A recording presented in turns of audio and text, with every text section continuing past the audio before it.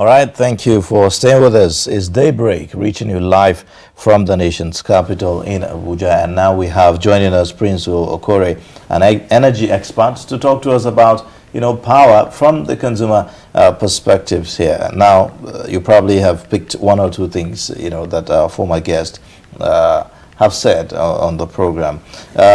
Maybe you should give us a sense of what the challenges are, really, as far as power sector is concerned. This strike action, I hope that we'll finally put it to rest, and that it will not resurface again. But what are the kind of challenges that we're dealing with here? Well, I don't know the angle from where you're saying it has been put to rest and it won't come up again. Basically, one major challenge from the consumer angle affecting the power sector today is the kind of connivance or conspiracy against implementation of consumer protection and licensing performance standards, which is in section 80, 81, and 82 of the Electric Power Sector Reform Act. That is the aspect that provides for consumer protection in the electricity sector. For instance, reconnection and disconnection, there is a law guiding it, is under that section. For instance, estimated billing methodology is under that act. For instance, maintenance, there's what they call customer service standard of performance for distribution companies that has to do with repair of faults, that happens in the sector, is in that area. Then compliance by the distribution companies is in that section.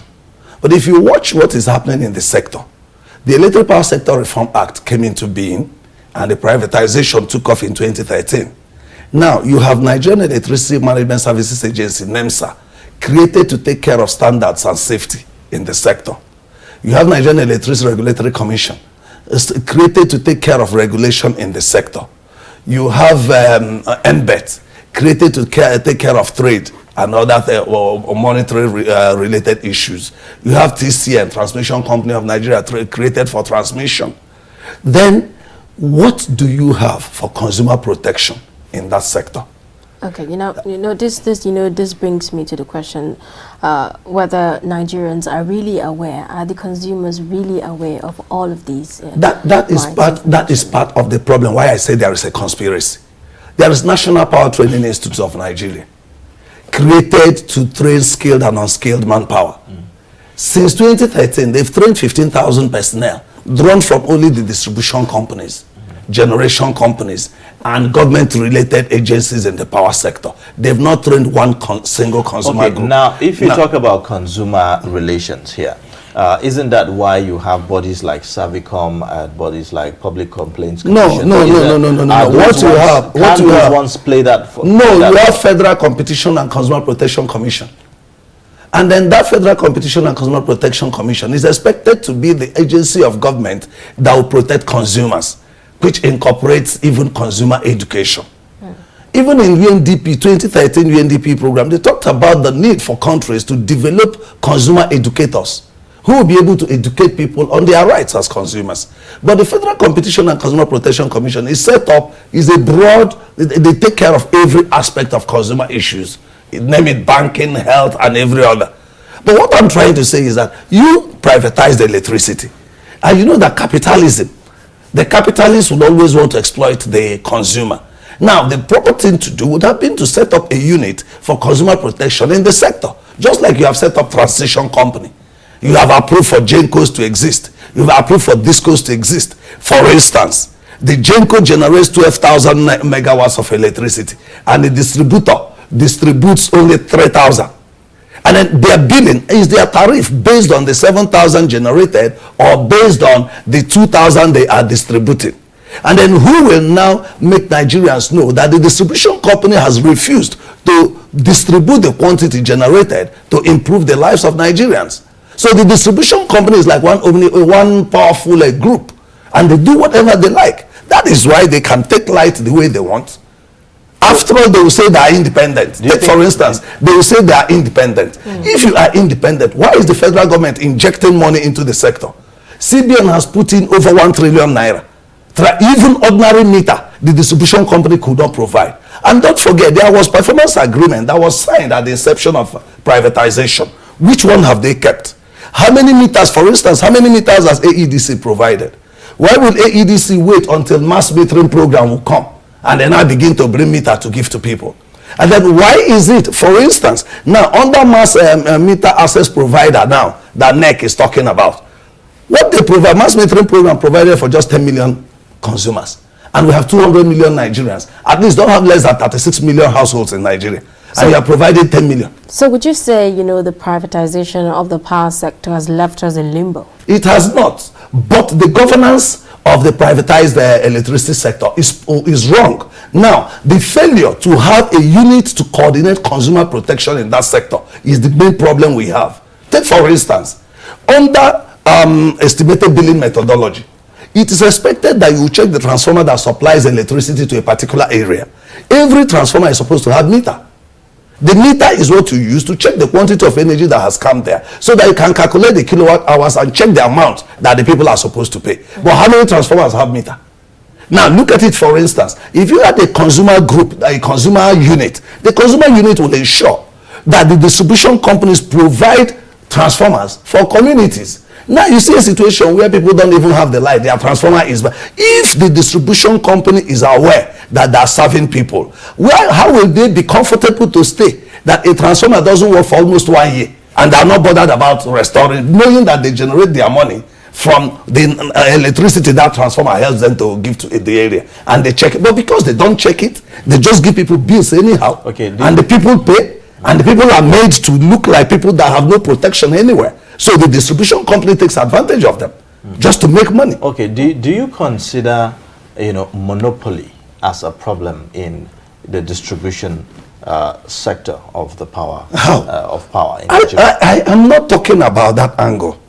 Even if it is monopoly, there has to be a structure put in place to protect the consumers.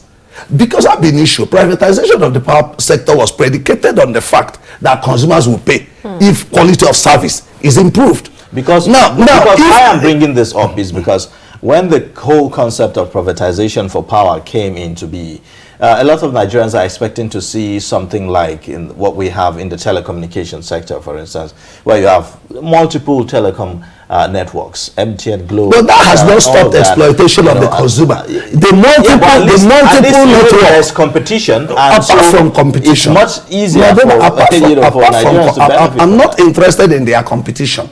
I'm interested in the fact that the man who is paying need to get value for the money he's paying. He should be paid as a citizen that is being protected. Section 14(2)(b) of the Constitution says the welfare and security of the people shall be the primary purpose of government. And you don't think that the competition there will enable consumers, have value for their money? The competition in telecom, has it protected you? How much data? How do you evaluate the quantity of data you've used when they cut you off? How do you?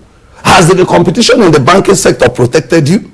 When they charge you, the banks charge you all the money they charge you. How do you know? And how do you get compensated? How do you get redress?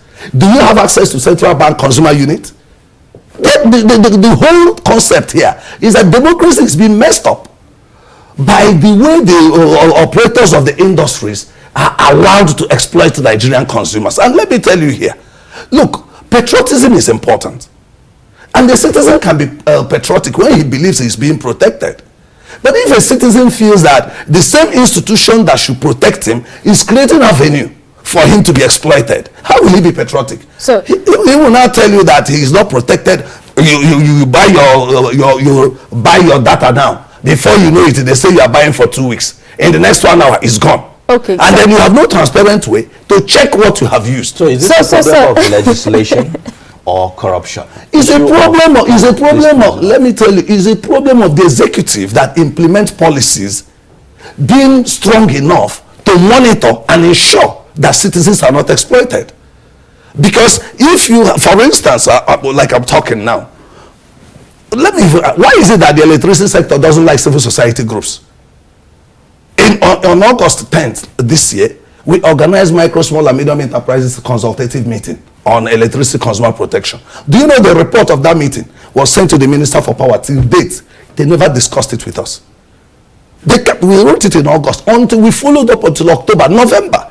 I think it was last week or so they brought it out and said they have seen what we written, they have nothing to say.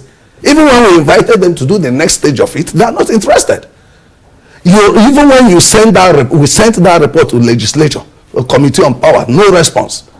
Everywhere we sent it, no response from anywhere. So when you talk about consumer issues in the sector, it's not of relevance. So how do, Nigerians, enlighten themselves, in order to hold, these people accountable?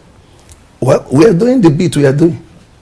I remember with Nestra Power, there's an organization called Nestra Power. We collaborate with them periodically to do some enlightenment. We held in Anambra in September. That has yielded results. Just like, ask, you media also has a role to play.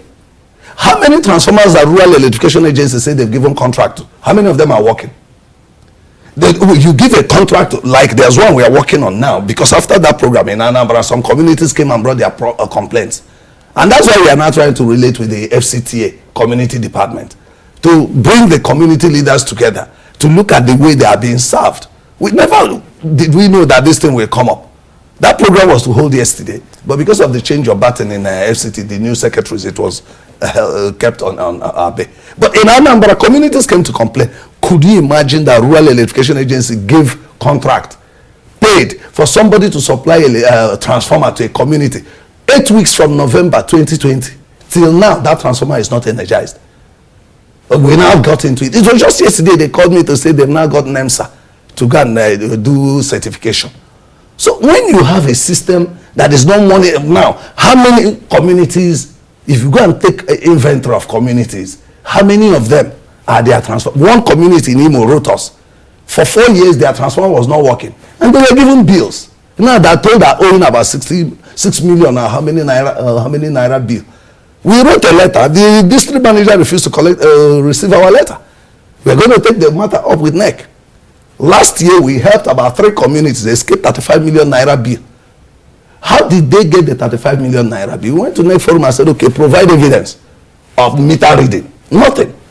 So the basic problem in this sector, as I see it now, is government has to take a step. Establish consumer protection unit in the electricity sector. Let us have clear consumer enumeration. How many consumers are you serving? Like AEDC now. How many households are they serving? Okay, don't you think that the population also constitute part of the problem? Like Nigerians also, constitute part of the problem and make it even more difficult for the AEDC, for instance, to operate. You go to a community or a slum, where you have a lot of houses, and then there's probably one person that have been able to, do the connection, from the pole, and get that power, and then that person is supplying to, say, 100 other houses. Is that a problem?